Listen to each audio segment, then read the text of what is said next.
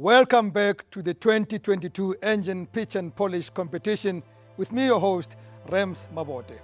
We're back in this room where the contestants will be fighting hard, pitching and polishing all the way to the 1 million rand grand prize.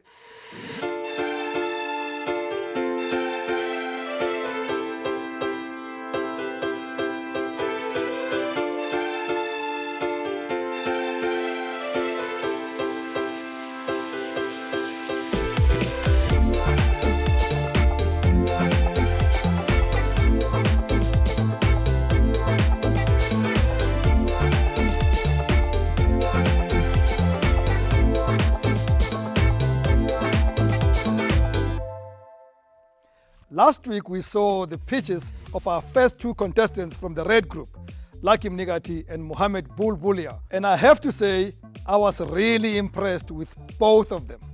Tonight, we'll see if the remaining two contestants from the red group can match or even exceed their efforts. And we'll be finding out which two entrepreneurs will be leaving us.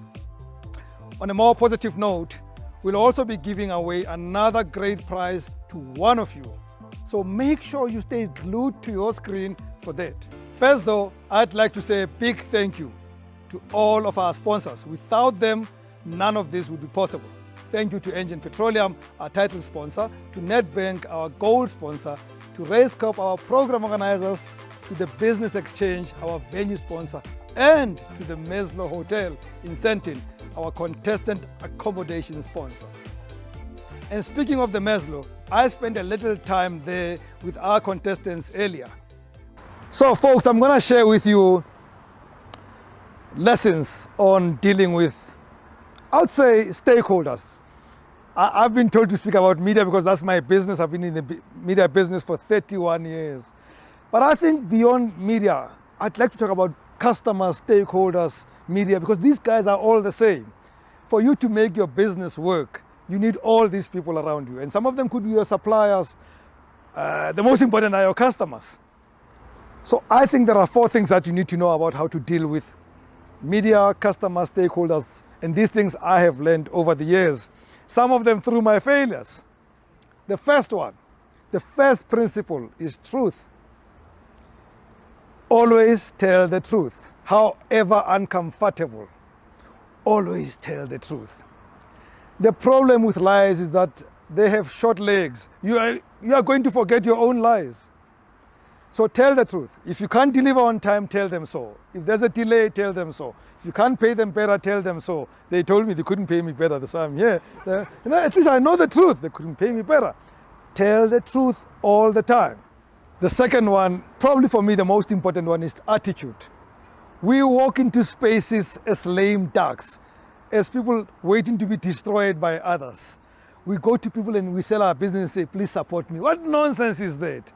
Nobody needs to support your business. They need to buy a service or a product that you sell. You must have this attitude that you need me, you need this product. Without it, you are incomplete. Even if they don't buy, they will remember that attitude. 3, take a no. No means no. It's nothing personal. They are rejecting your service or your product, not you. It could be a very inopportune time. You could have come at a time when they don't have money, or somebody else has sold to them before you. They may not even like their product, but they have already committed. It's okay. It's just a no. It gives you a chance to come back. And lastly, if you do not like sales, you're in no place to be in business. We are nothing but salespeople. I don't care what title you give yourself, CEO, COO, CVO, whatever C you are a salesperson. Ultimately, you have to sell every day, every minute, every moment. Every opportunity you get is there for you to sell. So you gotta sell, guys. Thick skin. Take it with a smile. As you walk out of that room, you may say a few chosen words for them, choice words, but not to their ear. Not in their faces, but come back again and again and again. But I also did the last thing I'm going to share with you. Please invoice and collect your money. You're in business for money. please invoice and collect your money. You will kill your business if cash flow is low. Anything somewhere between you and the client is not your money. It is yours only in your bank account.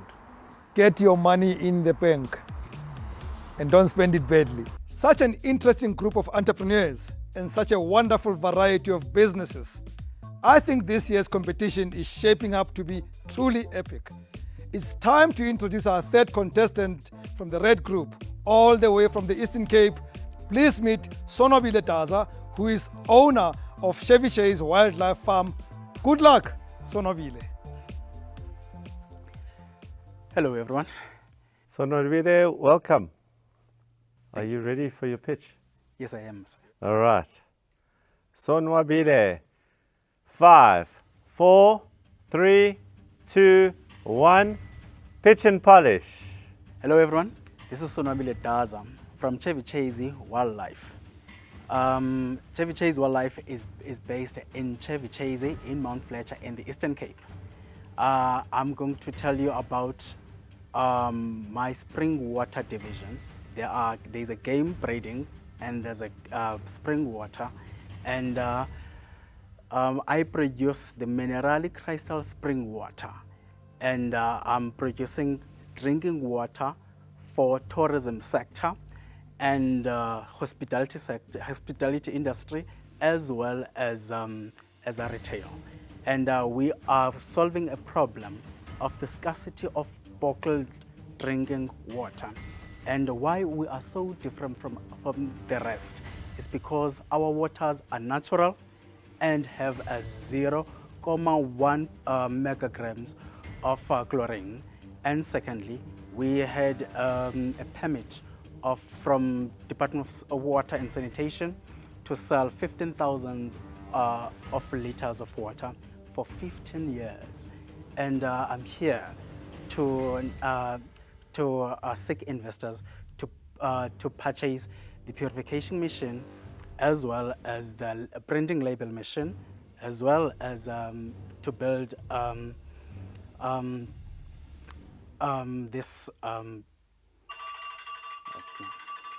Cool. You can finish that sentence if you remember it. Okay, to build an infrastructure as well as website design. Thank you, Sonobile. All right, let's start with you today, Alan. Thanks. Good to meet you, and well done on your pitch. So you mentioned you have I think it's a license agreement or something with the local authorities. Yes. That allows you to produce 15,000 litres of Yes. water. Yes. So what happens when you get so much business that 15,000 litres is not enough to fulfill the demand that your customers have of you? It means that I have to think otherwise and try by all means to fundraise, to buy or purchase the machinery that is able to produce the kind of quantities that is required as per the permit. So I guess that is why I'm here, seeking investors. Okay, so I just want to make sure I'm clear on the answer to those. So my understanding is that you're limited to 15,000 litres by the local authority.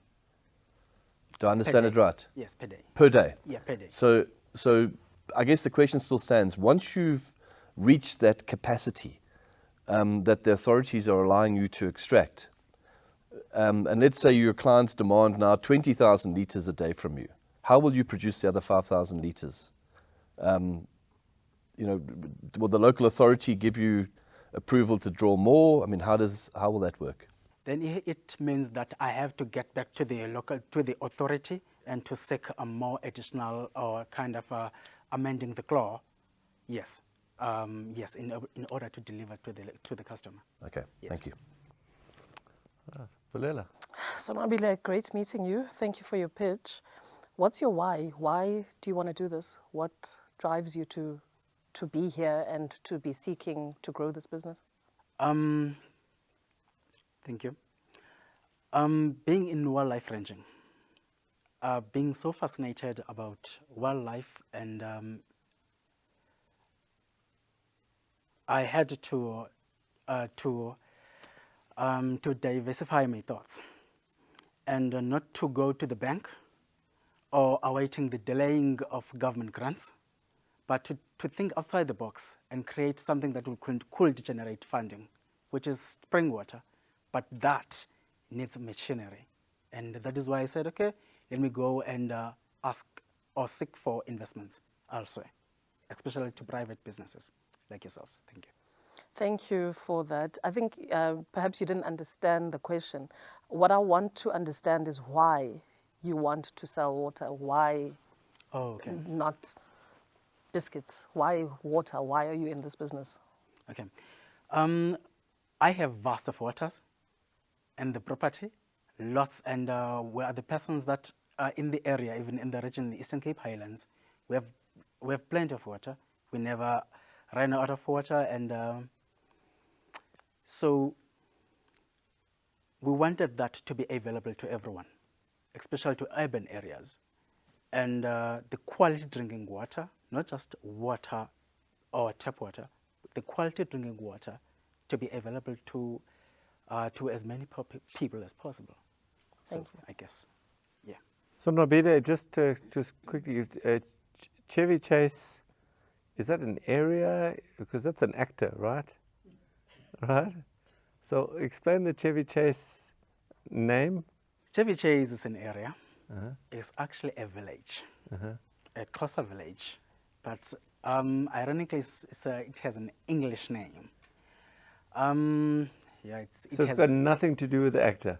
No, it has nothing to do with the actor. And I believe there is also a place in Washington called Chevy Chase, an area in Washington, D.C., called Chevy Chase. So, yeah. Well, I learn something every day. Just coming back to the water, have you started? Have you sold water yet, or is this just at a concept level? Yes, I did. How many bottles are you selling? It depends to the person that is ordering, how much is that person is ordering. The Woody Cape Wildlife, they had an auction on March.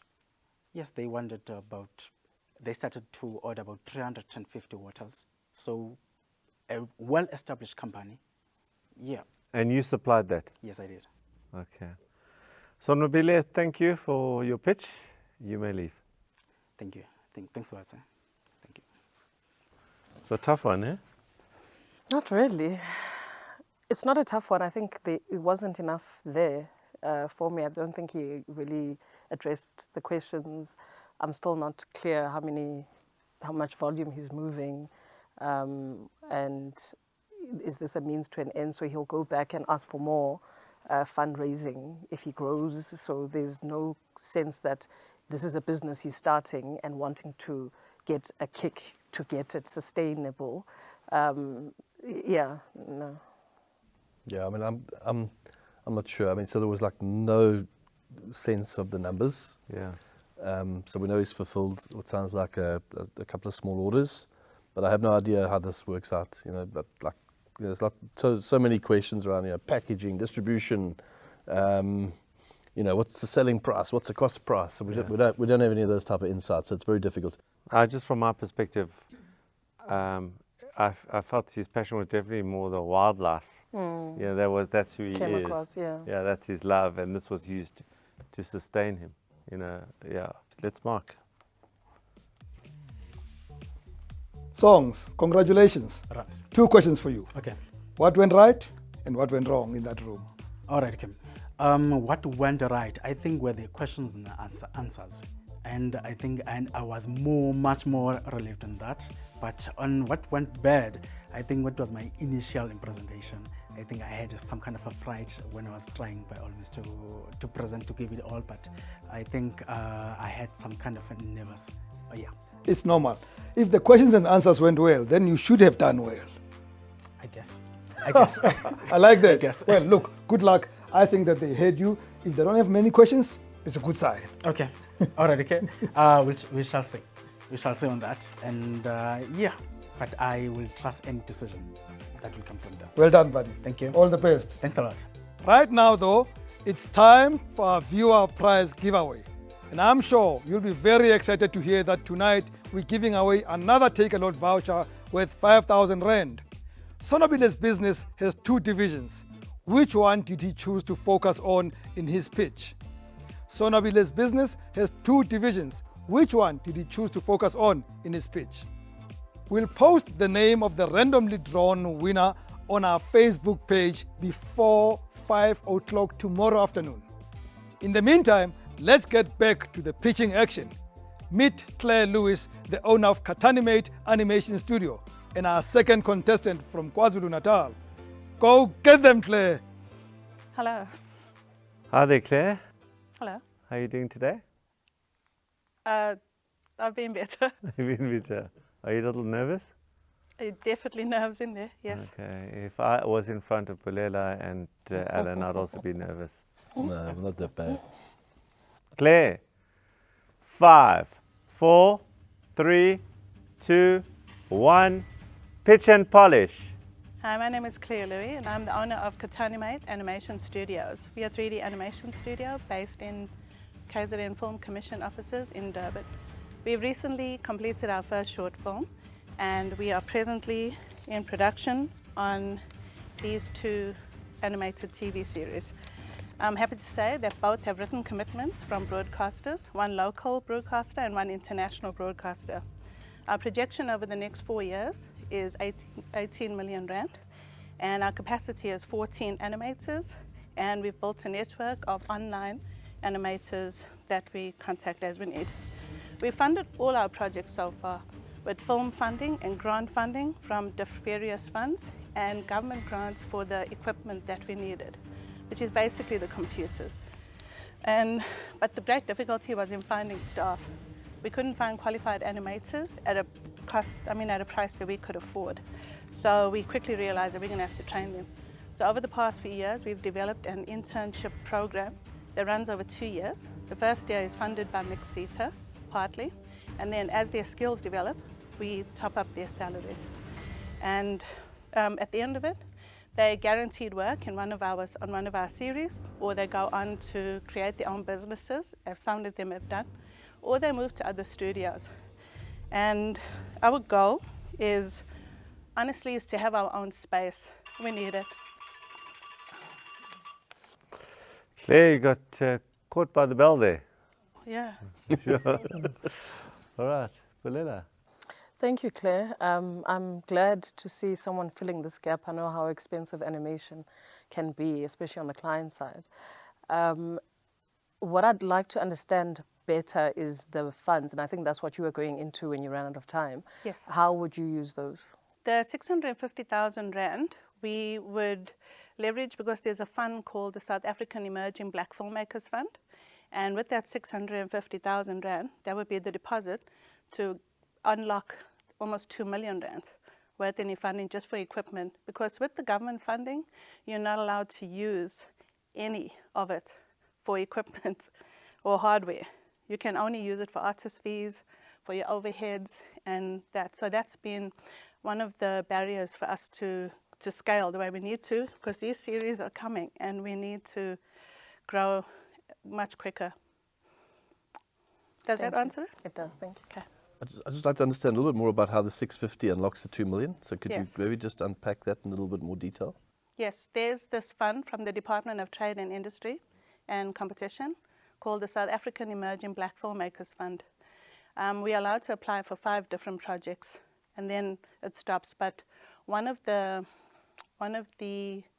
parts of it is that you get a one-off, like a contribution, almost an 80-20 split. If you come up with 20%, they will come up with 80% for, just for equipment. Okay. And in our case, that's imperative.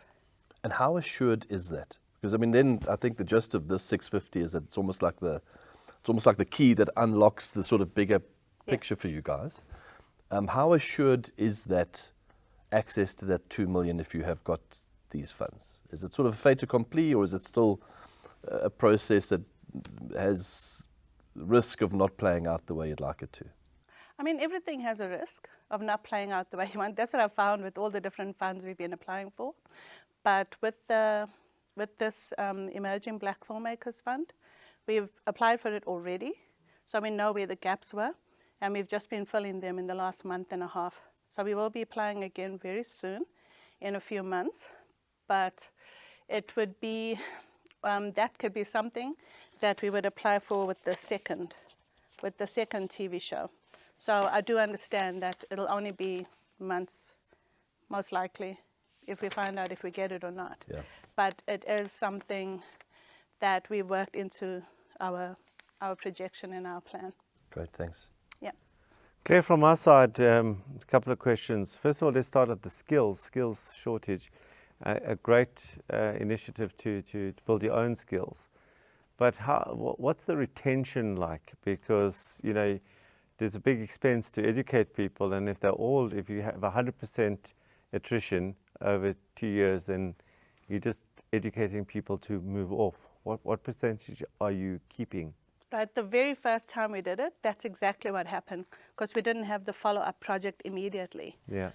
Oh, yeah, that was a bit of a shock too.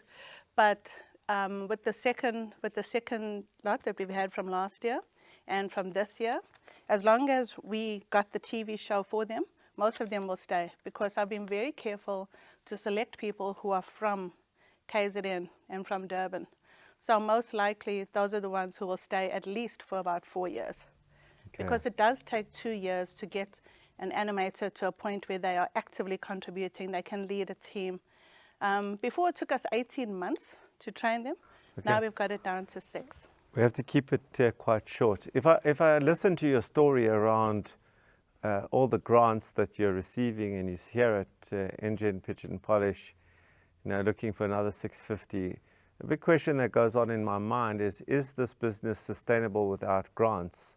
Are you going to be continuously looking for, you know, to work the system, you know, which I commend you on, but at what point does the business stand by itself and is commercial without grant support and other government support? That should happen now with the broadcasters, because for one of the shows, the broadcaster, I'll be the majority IP holder, but the broadcaster would come in at a 49%, and they would come in at 49% of the funding. And you're sure that broadcaster will pay you on time? I'm fairly sure. Yeah, we've been in negotiations for a very long time. Okay. Well, Claire, good luck, and you may leave. Thank you. Thank you. Thank you. All right. So, Alan, what are your thoughts? I actually thought you pitched really well. Yeah. I guess the sustainability question is, I guess, the one. Although, you know, apart from broadcaster demand for this type of capability, there's corporate demand for this type of capability too. Yeah. And so, you know, I think about our organization and, you know, the agencies that we work with. Often, you know, animation is actually quite an economic alternative to some of the, you know, real life type stuff. So I thought you pitched really well. I actually, yeah, I'm quite buoyed by this one. Okay. And you?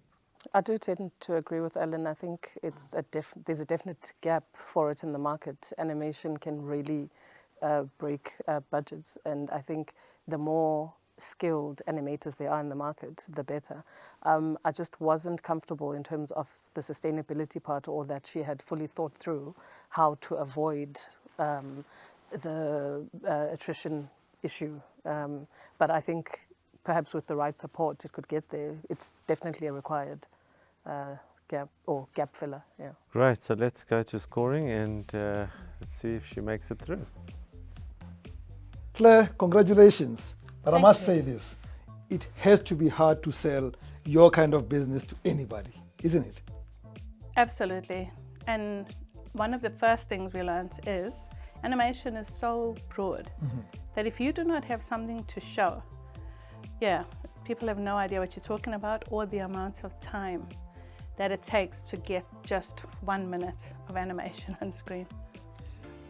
Do you think your business makes business sense? After 5 years, yes. So anyone who's going to invest in us now, compared to where we were 2 or 3 years ago, they would be coming on at a very, very good lucrative time. Yes. And that's the way to these guys, is for them to invest in you now. Correct. I wish you luck.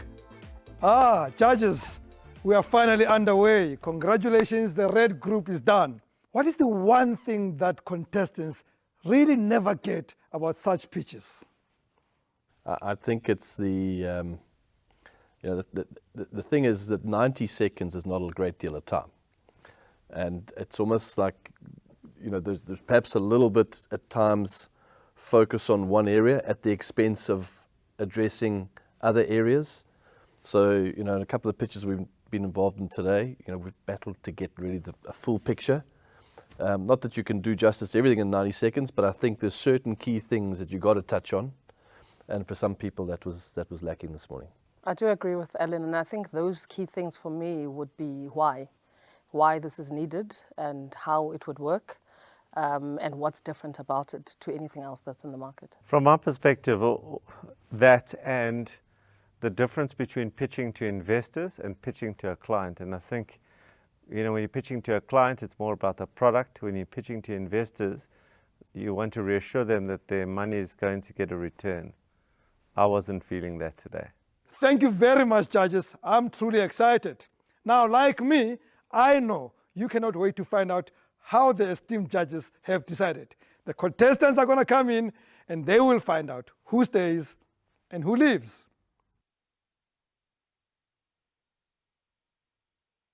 Welcome to the elimination. So 2 of you are going to be here for the next round and 2 of you are going to go home. I'm going to just go through each one of you, express some of my thoughts, some of the other judges' thoughts as well, and then the 2 of you are going to be very happy. Right, let's start with you, Lucky. Let's start with the positive. So I think there is market demand. We've seen it in the press. There's huge demand for your product. I think, even though I think you didn't get that across so well, I think in essence, I think we know that there's market demand and that you're applying yourself in terms of fulfilling that market demand.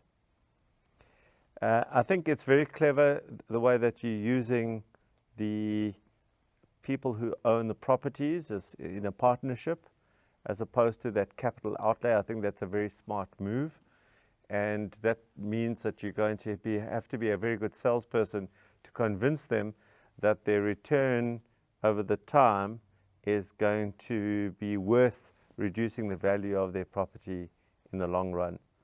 So I think that came across especially in the Q&A. Let's just move on to the negative, because the negative for me, what came across very strongly is the numbers didn't stack. And then the 40%, 40% churn, I can't see how that stacks up in terms of the numbers, because if 40% of your revenue you're not collecting, does this business make sense financially? Let's go to you, Mohammed. Okay. I think from a personality point of view, your personality came out. I mean, no one would have thought you were a CA. I mean, that personality was, you were beaming. And what comes across from your pitch very strongly, which an investor looks for, is, are you driven? And you are driven. It's coming out of your pores. I mean, you're going to become a hugely successful entrepreneur. And your presentation, strong. You presented really, your voice, everything was strong. On the negative side, I think your defensiveness around the numbers, although I understand it from one perspective, it communicates a couple of things to us as judges. It communicates, number one, that product is so easy to copy that if you just say the numbers here, then everyone will know what to do, and then they'll all copy you, right? Your competitors, anyone who's watching is going to be able to copy you. And so as an investor, I feel, oh, do I want to be in a business where it's so easy to copy? And so to me, you missed the opportunity to pull out that USP, that unique selling proposition. How are you going to actually get across, get across the bridge of all this competition? What do you have that they don't? And that didn't come through.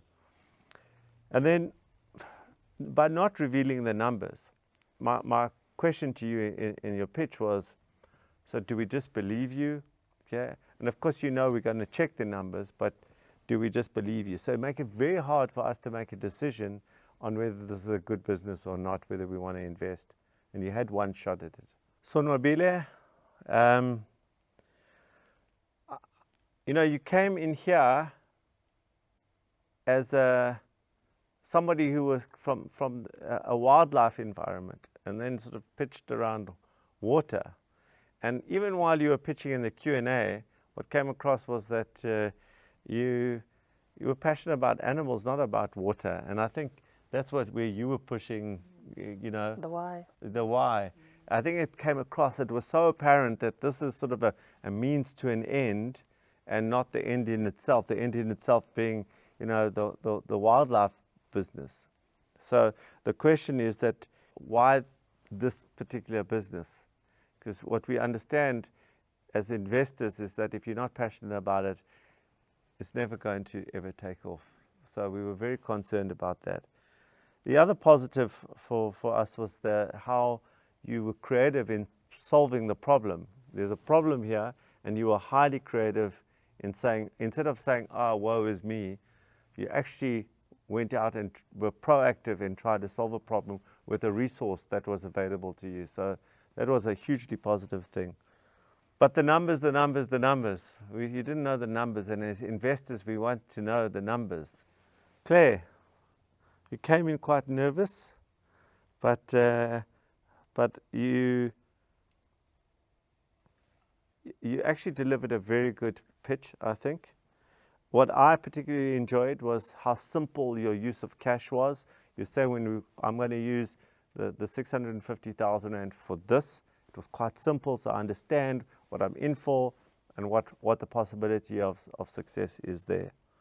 I also see you as a big problem solver, which is important as an entrepreneur. When you're solving problems, you know, as all entrepreneurs know, there's lots of problems. If you don't have the ability to solve those problems, you don't succeed. So you're a problem solver. They came across strongly that you're a problem solver. But your sustainability. So the question that we asked about the sustainability, like sort of only now, and I wish you had spoken about sustainability in your pitch, because if you had spoken about sustainability in your pitch, then we would have thought that it was top of your mind. You know, like it was top of mind for you.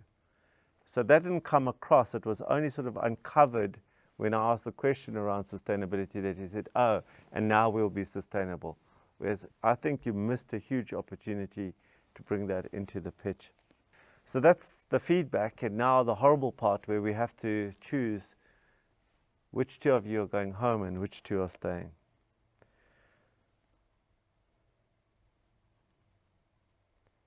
Sonwabile, you're going home. You may leave.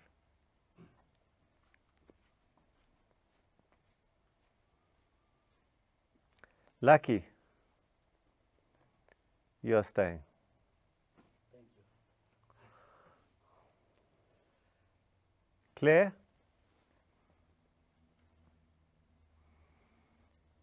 you're staying.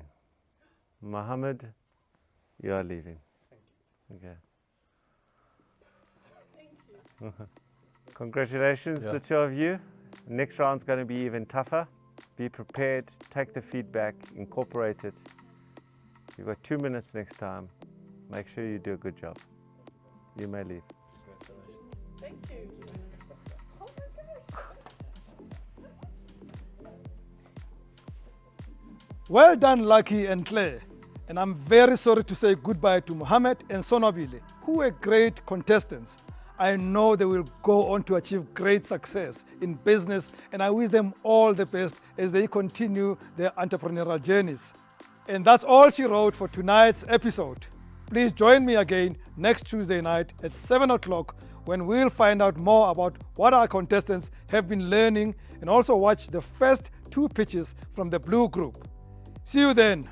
From me, Rems Mavote, good night and God bless. I think one of the key learning aspects that helped me over the past 2 days was a nice picture of putting the cart before the horse in terms of strategy, in planning things out and having an overall view of where your business is going that really helped me take a step back and just have a nice oversight. They offered outstanding comments, and they were so positive, I guess. And I think next time or so, if I will pitch again, I think I have to put a combination of different presentations, including figures. That's the special kind of important part.